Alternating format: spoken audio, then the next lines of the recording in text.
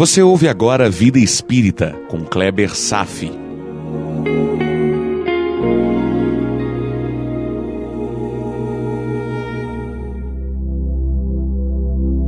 Nosso Lar, capítulo 42, A Palavra do Governador, parte 1. Olá, meu irmão, tudo bem? E continuam os preparativos ante as consequências da Segunda Guerra Mundial. De fato, o governador estava presente a um evento cujo objetivo foi ajustar o padrão emocional da população de nosso lar. Novamente mergulhamos no tema sobre influências dos espíritos sobre os nossos pensamentos. Logo de início, Narcisa fez a declaração de que os ambientes da regeneração deveriam se organizar para a recepção das vítimas da guerra e também faz alusão a um preparo especial.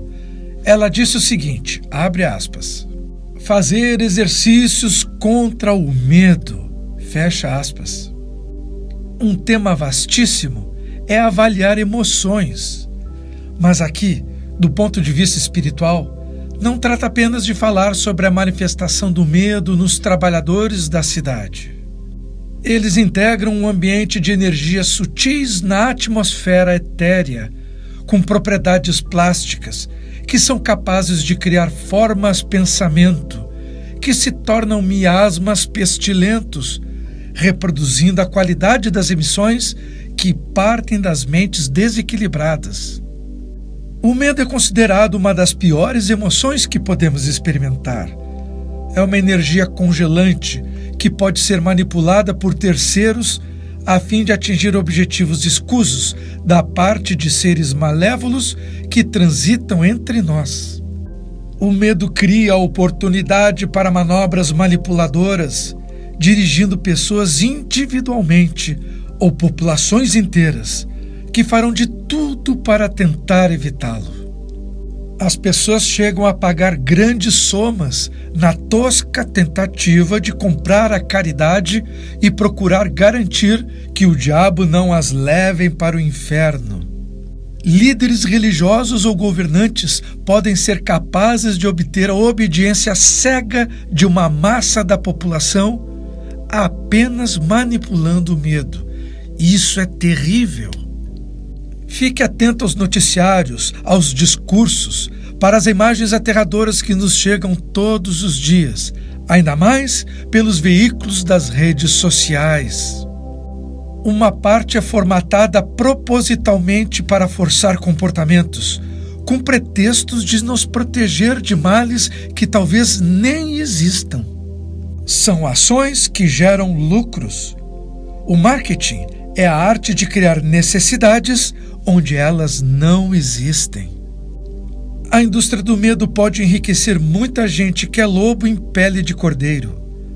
Há um trecho no livro Depois da Morte, de Leon Denis, quando ele faz um estudo sobre as religiões na história da humanidade, em que diz, abre aspas, as formas materiais, as cerimônias dos cultos têm como objetivo chocar a imaginação do povo. Fecha aspas.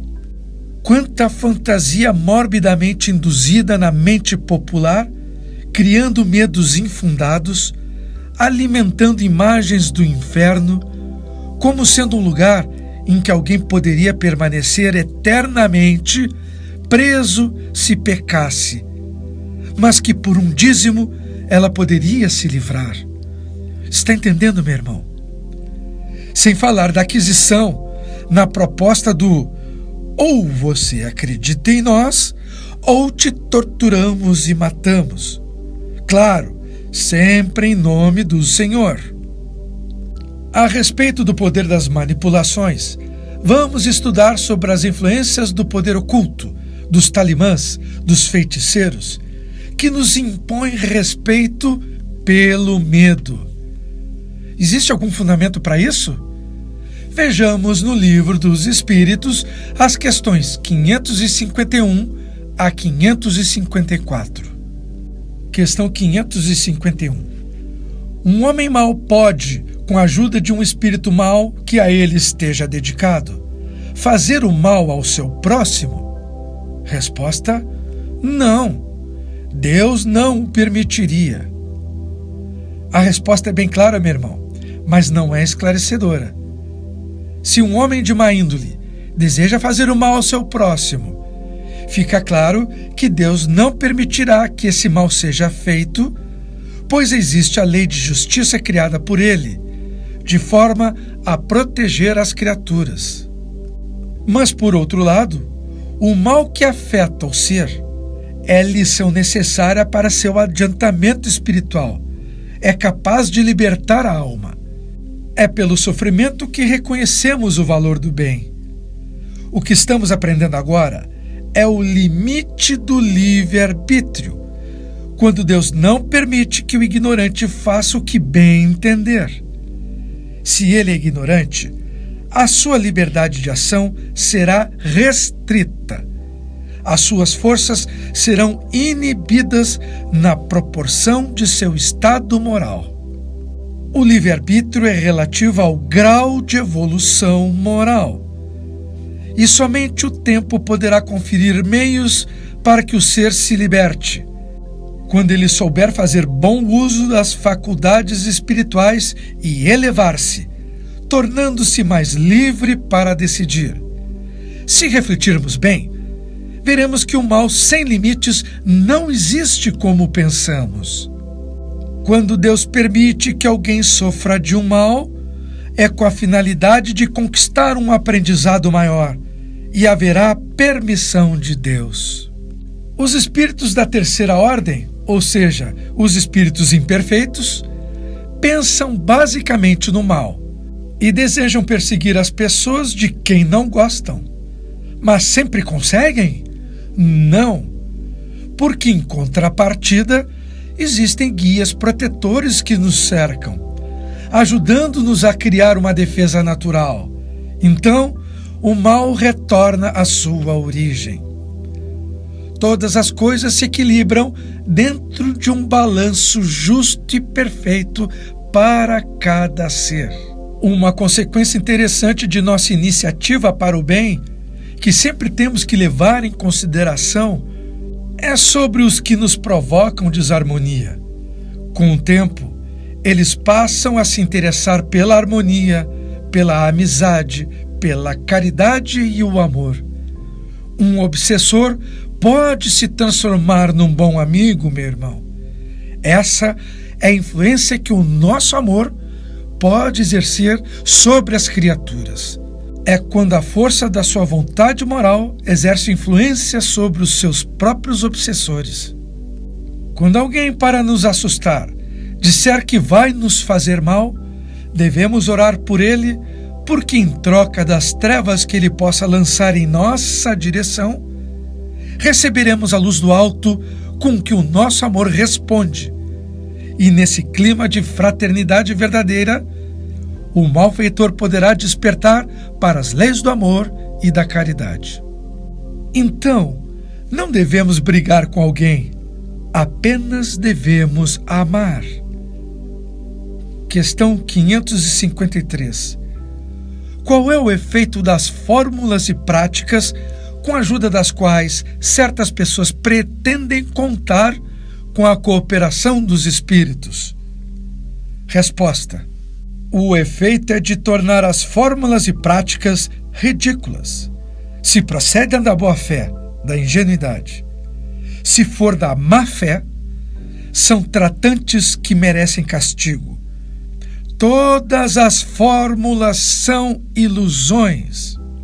Não há nenhuma palavra sacramental, nenhum sinal cabalístico, nenhum talismã que tenha qualquer ação sobre os espíritos, porque eles são atraídos apenas pelos pensamentos e não pela matéria. Então não adianta botar despacho na esquina com pipocas, cachaças e charutos. Não adianta fazer danças, não adianta usar colares. O que nos relaciona com o mundo espiritual são nossos pensamentos e os pensamentos dos espíritos, que se atraem ou se repelem. Mas vamos seguir com a questão 553A. Entretanto, Alguns espíritos não têm ditado, em algumas ocasiões, fórmulas cabalísticas? Resposta: sim. Existem espíritos que fazem gestos, ditam palavras esquisitas ou prescrevem certos atos com a ajuda dos quais pessoas conseguem realizar o que se denomina conjuração ou tramas secretas. Mas tenham certeza que esses são espíritos que zombam de vocês e abusam da sua credulidade. Fecha aspas. Como é atraente para muitas pessoas usar objetos como colares, roupas brancas, palavras diferentes para atrair atenção e manter uma sensação de domínio sobre elas. Na verdade, não existem fórmulas ou práticas que tenham o poder de atrair espíritos ou o uso de objetos que garantam a atração de entidades espirituais. Está ouvindo bem, meu irmão? Isso é importante. O espírito se encontra acima da matéria. Ele é quem dirige, e não é a matéria que o prende, pois que a matéria não possui qualidade ou radiação superior ao do espírito. A crença em fórmulas é a mais pura ilusão que nasce e é alimentada pelo fanatismo religioso de pessoas ignorantes, mesmo as de boa fé. As fórmulas são para impressionar, fazendo sofrer o ignorante. São fórmulas extravagantes, nascidas de mentes desequilibradas, somente para atrair a fama. Tudo à custa do medo dos incautos.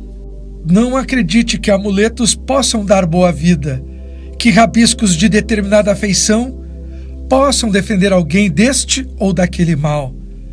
Não existe reza forte, meu irmão. Muita gente, sim, ganha dinheiro com isso.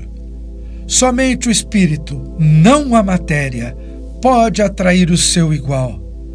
O pensamento é o ponto-chave da atração entre os espíritos. O modo como pensamos atrai almas com os mesmos pensamentos. O inocente de fé cega, que acredita em tudo que venha dos espíritos, é uma fonte da perpetuação dessa crença. O efeito sempre termina no desastre da obsessão dos incautos e dos médiuns. O que é mais fácil de desmascarar é quando vemos espíritos, como falsos profetas, dizendo às pessoas o que elas devem fazer, como elas devem agir em suas vidas, como dirigir os trabalhos das casas espíritas, que elogiam diretamente os médiuns e consulentes para seduzi-los, porque os homens são vaidosos. Cuidado, meu irmão, cuidado, orai e vigiai. Portanto, eu agora vou frisar muito bem, ouça com atenção. Não existe poder dos talismãs, das rezas prontas, dos trabalhos com a espiritualidade, quando em nosso íntimo não predomine o medo. Se o medo existir, vai abrir as portas de acesso às influenciações ocultas desagradáveis. E não será pela força dos rituais, mas como consequência de nossa própria postura mental. Quando desconhecemos o nosso potencial de autoajuda, patrimônio concedido por Deus para todas as criaturas, abrimos as brechas para o mal nos influenciar. Por hoje era isso. Desejo paz a todos e até breve. A Rádio Idefran apresentou Vida Espírita com Kleber Safi.